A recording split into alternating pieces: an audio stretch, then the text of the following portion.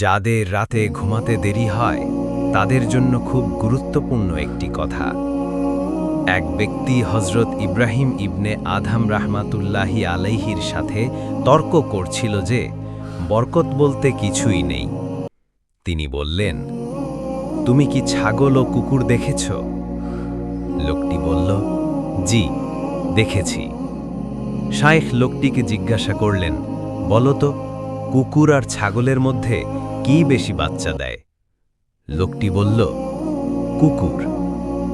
শাইখ বললেন, এদের মধ্যে তুমি কোন জন্তুটিকে বেশি দেখতে পাও, কুকুর না ছাগল? লোকটি বলল, ছাগল। শাইখ ইব্রাহিম ইবনে আদহাম রাহমাতুল্লাহি আলাইহি বললেন, ছাগলকে মানুষ খায়।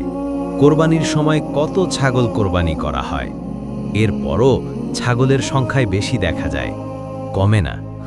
এর রহস্য কি বলে মনে হয় তোমার?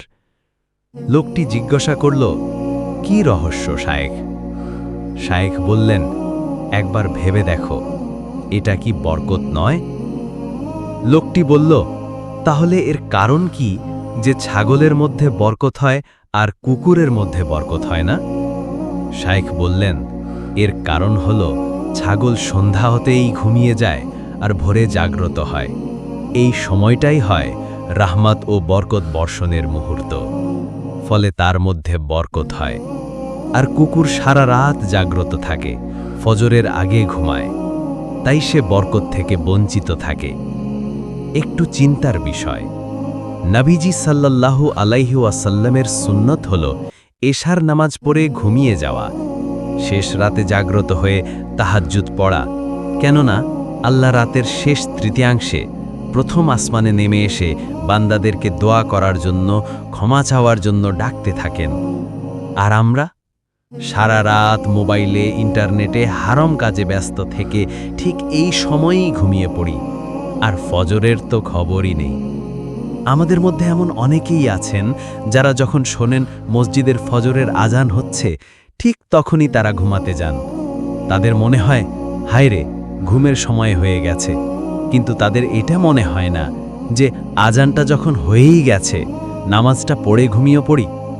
অথচ রাসূলুল্লাহ সাল্লাল্লাহু আলাইহি ওয়াসাল্লাম বলেন, ফজরের কেবল 2 রাকাত সুন্নাত সালাত পৃথিবী এবং এর মধ্যে যা আছে সব কিছুর চাইতে উত্তম। সুবহানাল্লাহ! তাহলে 2 রাকাত ফরজের কতটা মর্যাদা হতে পারে? এমন অতি মূল্যবান সময় আমরা ঘুমিয়েই কাটিয়ে দেই। তাহলে আমাদের কাজকর্মের আল্লাহ বরকত দিবেন কিভাবে?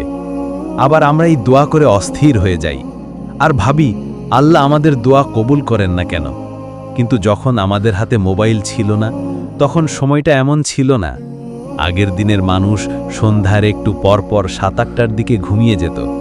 স্বামী স্ত্রী রাতে ঘুমানোর আগে অনেক গল্প করতেন। অনেক লম্বা একটা সময় ঘুমানোর পরে তাদের ভোর 5টার দিকে উঠতে কোনো সমস্যা হতো না।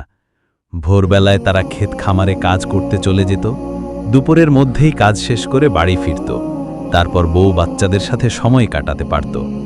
কিন্তু এখন আমাদের আর সেই সুযোগ হয় না।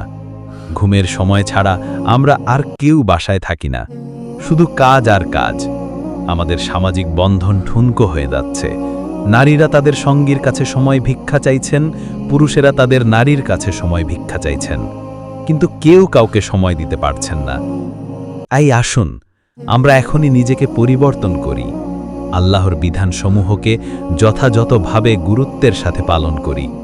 তাহলে আশা করা যায় তিনি আমাদের দোয়া কবুল করবেন এবং কাজকর্মে বরকত দিবেন ইনশাআল্লাহ।